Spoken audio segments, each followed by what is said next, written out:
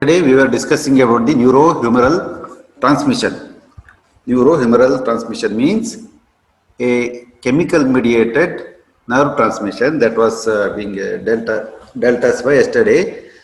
So here there are varieties of the steps are there whenever the neurotransmission is there. So there are two types. One is axonal conduction and junctional transmission. So axonal conduction occurs as and when the action potential arises. There will be inward movement of the sodium and outward movement of the potassium. And when the action potential reaches to the peak, then there will be inward movement of the potassium, whereas the outward movement of the sodium takes place. That's called as the repolarization. So that's axonal conduction, whereas the junctional transmission has got varieties of the steps, starting from the release of the neurotransmitter. Then the second one is the combination of transmitter with post-junctional receptors and production of post-junctional activity. Here, very simple meaning of this is now the neurotransmitter has been released, and it is acting on the receptors on the post-junctional membrane, and the post-junctional potential is initiated. So the transmitter diffuses across the synaptic or junctional cleft. By this time, I may understand that everybody has understood what is a synaptic cleft or the junctional cleft, etc. So there are very specialized receptor on the post-synaptic, post-junctional membrane, and this often results in a localized increase in the ionic permeability or conductance of the membrane. So through the presynaptic vesicles, they are going to dock with the membrane. Then there is exocytosis of the neurotransmitter. That's a chemical. That's known as the neurohumoral transmission. So what happens whenever the neurotransmitter is released? Then it will act on the post-junctional receptors and acts the activity.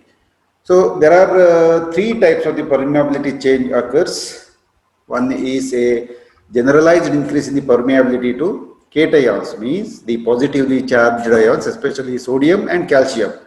So resulting in a localized depolarization of the membrane, that is called as the excitatory postsynaptic potential, and it is abbreviated as EPSP, excitatory postsynaptic potential, because of the inward movement of the sodium and calcium because of the cations movement. And second one is a selective increase in permeability to anions, especially the chloride ions, resulting in stabilization or actual hyperpolarization of the membrane, which results in inhibitory postsynaptic potential. So the inhibitory action is usually mediated by chloride ion channels, and it results in stabilization of the actual hyperpolarization of the membrane, which constitutes an inhibitory postsynaptic potential. So what happens, the another step is there is an increased permeability to potassium, because potassium then can exit the cell. Hyperpolarization and stabilization of the membrane potential occurs. That is also known as the IPSP. So the stabilization, first there is hyperpolarization, then that membrane, that action is being stabilized by the further movement of the potassium. So initially there is increased permeability to sodium as well as and when the neurotransmitter is going to release and act on the postsynaptic membrane because of the sodium and calcium channel opening. Then the chloride ion channels opens, and this causes hyperpolarization. This is known as the inhibitory postsynaptic potential. Then this is maintained by the potassium channel. These are all the three steps. So the EPSP or IPSP means excitatory postsynaptic potential or inhibitory postsynaptic potential are due to the movement of the ions, nothing else than that of the ions, may be a positive charge or negatively charged ion. So these changes in channel permeability that cause the potential charges are specifically regulated by post-junctional receptors for neurotransmitter that initiates the response. So, how the further transmission of the impulse occurs is the neurotransmitter which is released into the synaptic cleft should act on the postsynaptic receptor and initiate the post-junctional activity. Under normal circumstances, these receptors may be localized on effector cell surface as seen in the neuromuscular junctions of the skeletal muscle, and other discrete synapses are distributed in a more uniform fashion, especially in case of smooth muscles. So, whenever the neurotransmitter is being released, then it is going to act on the post-junctional membrane. It may be a neuromuscular junction or the smooth muscle junction. Then the postsynaptic activity or the action will be initiated. And the ligand gated channels, we have already discussed what's a ligand gated channel, because ligand gated channel is one to which if a ligand like the chemical or the neurotransmitter, if it binds, then the activity will start. So it's a large family of the proteins that include nicotinic glutamate receptors, which conduct primarily the sodium and cause depolarization and are excitatory, and gamma amino butyric acid and glycine receptor or gamma aminobutyric acid means GABA receptors or the glycine receptor. They are inhibitory in nature, whereas the nicotinic receptors and glutamate receptors are excitatory in nature because they are having the relation like ligand gated channel of the sodium, whereas the inhibitory channels do combine with the potassium chloride channels. And neurotransmitters also modulate the permeability of the channels of potassium and calcium indirectly, because whenever there is depolarization, there will be the calcium channels are being opened. Then for the repolarization, potassium channels will be opened. And in this case, the receptor and channels are separate proteins and information is conveyed between them by the G protein coupled receptors. So now we are familiar with the ligand gated channels and also the G protein coupled receptors. So G protein means alpha, beta and gamma proteins will be there. Whenever a ligand comes and bind with that of the binding site, these will move. Then there will be a energy dependent adenosine triphosphate is connected to adenosine monophosphate. Then cascade of events will take place, and other receptors of neurotransmitters act by influencing the synthesis of intracellular second messengers and do not necessarily cause a change in the membrane potential. Yeah, and that is the second step. That means the initiation of the post-junction activity is the third step, whereas the first step is the release of the neurotransmitter. Then second one is the initiation of the what you call as the combination of the neurotransmitter with post-junctional receptor, and third one is the initiation of post-junctional activity. So an excitatory post-synaptic potential, if it exceeds a certain threshold value, it initiates a propagated action potential in postsynaptic neuron or a muscle action potential in skeletal or the cardiac muscles. So what happens whenever this excitatory postsynaptic potential initiates, the action potential is initiated, then it is going to be conducted on the skeletal muscles or smooth muscles and going to contract. In smooth muscle, the propagated impulses are minimal, and excitatory postsynaptic potential may increase the rate of spontaneous depolarization and enhance muscle tone. In gland, it initiates the secretion. So an IPSP which is found in neurons and smooth muscle but not in the skeletal muscle, which tend to oppose excitatory potentials initiated by the other neuronal sources at the same time and site. See, this inhibitory postsynaptic potential is most of the time it is restricted to the smooth muscles of the heart, intestine, etc. Whereas the excitatory postsynaptic potential. Of course, it is also a very common process in case of the skeletal muscles. Whether a propagated impulse or other response ensures depends upon this summation of the potentials. Here, suppose a neurotransmitter has released and it acts on different receptor. So there are excitatory actions and inhibitory actions. So what the final output action is the sum of these actions, whichever is dominating. That's about the domination of the action.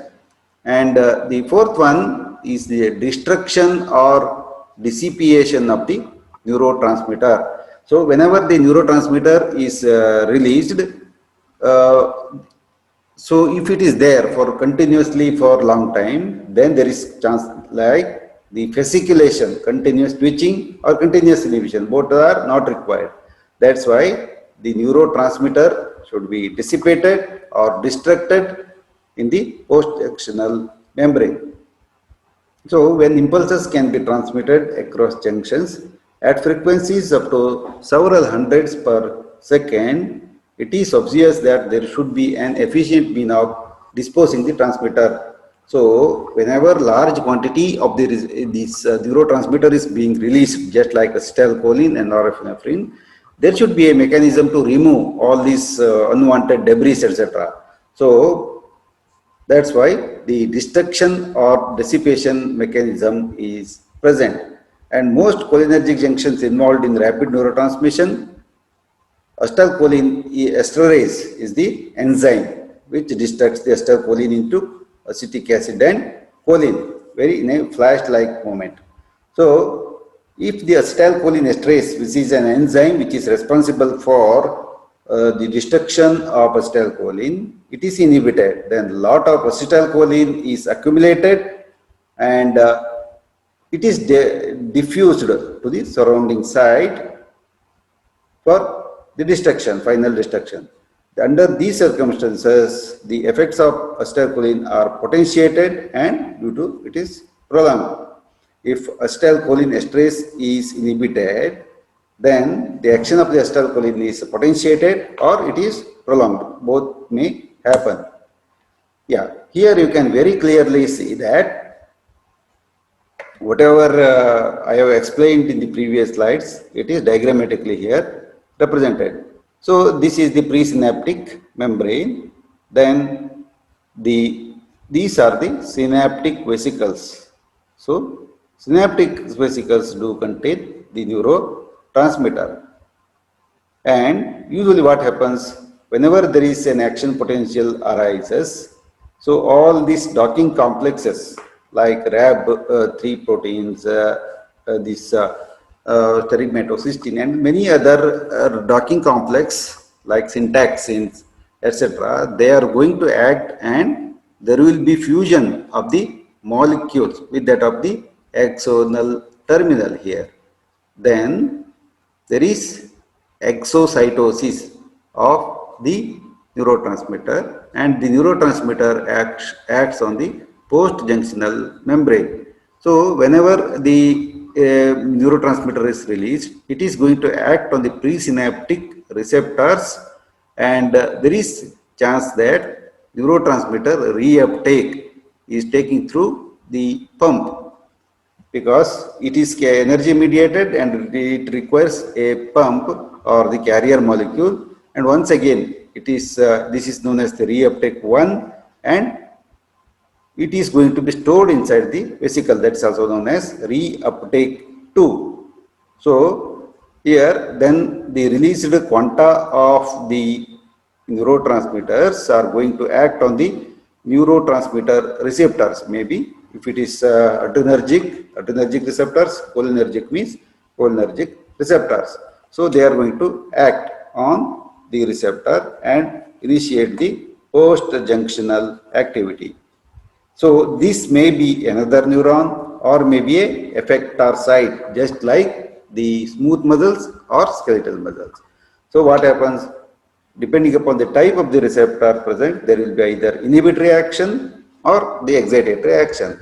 So if this neurotransmitter released is acetylcholine, then if this is a neuromuscular junction, then there may be a NEM type of the receptors and the skeletal muscles are going to be contracted. So this is the axonal terminal. This is the axonal terminal, and this space, empty space between the post-junctional and pre-junctional membrane are known as the synaptic cleft. And this is a dendritic spine. This is a dendritic spine of another neuron. So much more details are present in this particular diagram is concerned. See, here the action potential is also shown in this particular diagram is concerned. Whenever there is an action potential arises, the sodium ions move inside, then the potassium ions go outside. Then there will be depolarization. Initially there is depolarization, then there is initiation of the action potential, and the action potential is being propagated till it reaches the nerve endings. So these are the vesicles containing the excitatory neurotransmitters, or it may be inhibitory or also excitatory neurotransmitters. Depending upon the site, it may be acetylcholine, it may be norepinephrine, it may be GABA, it may be glycine, or many more type of the neurotransmitters. So then what happens? Because of the change in the electrical activity, the docking complex is activated here. Then these are going to fuse with the this presynaptic membrane, and exocytosis occurs. So exocytosis is evacuation of the vesicle in the synaptic cleft. So then the neurotransmitter, if it is excitatory also, maybe norepinephrine or epinephrine, acetylcholine, etc. So they are going to act on the postsynaptic membrane, and depending upon the type of the tissue, it may be inhibitory or it may be excitatory in nature. And some of the neurotransmitters, they themselves are inhibitory, just like the glycine receptors. And GABA and glycine receptors are inhibitory in nature, means they are going to inhibit the action of a particular neuron or nerve terminal. So here what happens, the receptors are present, maybe inhibitory the receptor or the inhibitory receptors are present, and excitatory receptors are present. Once again, whenever the neurotransmitter is going to act on the postsynaptic membrane, and if it is a excitatory neurotransmitter, then there will be inward movement of the sodium, and once again the potassium is going to out. So initially there is depolarization, then because of the outward movement of the potassium there is repolarization, and because of the chloride ions there is hyperpolarization, and the resting membrane potential is maintained at -70 millivolts. Whereas the hyperpolarization is due to the potassium channel is going to be out with the help of the potassium pump. Then this is also sometimes the energy mediated mechanism, and more negativity is maintained. That's called as the hyperpolarization. And ultimately the end action is inhibition here, whereas the end action is excitation in excitatory neurotransmitter release. It will be inhibitory if the neurotransmitter is inhibitory. So you can just assume two actions. One is the skeletal muscles are going to contract, or some receptors, presence of some receptors, especially beta 1 type of the receptor. This think that this is a smooth muscles of the heart, and here beta 1 type of the receptors are there. Then this is the norepinephrine. Norepinephrine is going to act on the beta type of the receptors, and it is going to relax, or it is going to contract the heart muscle because of the sodium in and potassium out. Whereas some of the receptors, especially the glutamate and glycine, they are going to cause the inhibition of the contraction, muscle contraction by activating the potassium channels. Hope you understood this concept. And once again, this is further explanation of the, here there are two type of the receptors are there. One is the cholinergic receptor and this is the adrenergic receptor. And here, of course, the parasympathetic neurons and acetylcholine, along with the acetylcholine, vasoactive intestinal polypeptide, and many other enzymes are also present. They are all known as the co-transmitters. And on the effector cells, there will be the receptors for acetylcholine. And in the synaptic cleft, this is the synaptic cleft, and that in the synaptic cleft always there will be the enzyme acetylcholine esterase, whereas the some of this acetylcholine is get diffused out, and the postsynaptic membrane may be a GABAergic membrane or cholinergic or any other what we call as the postsynaptic membrane or presynaptic membrane. This is the postsynaptic membrane. Here there will be, here three types of the action is dealt. One is the acetylcholine effector cell, and this is the norepinephrine, and this is the effector cell. So the neuron, sympathetic neuron, this is the sympathetic neuron, and it's the exocytosis of the norepinephrine takes place, and depending upon the effector site, either inhibitory action or excitatory action is going to be taken place. And this is the co-transmitter, that's the neuropeptide Y, and many times it is get diffused out. And in case of the central nervous system, yes, in the next course we are the central nervous system, the GABAergic neurons also have the similar type of the structure activity. Just this is a synaptic neuron, and GABA, it's a inhibitory type of the neurotransmitter in the central nervous system.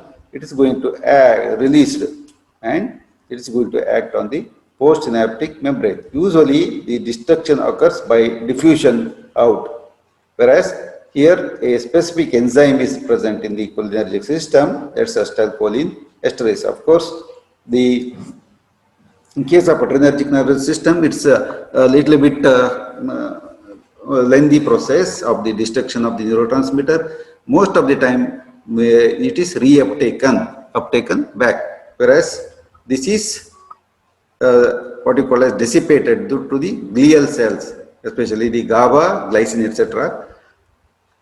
They are going to dissipate. The purpose of showing this particular diagram is the different type of the processes, especially cholinergic, adrenergic, and central neurotransmitter. They are different in nature.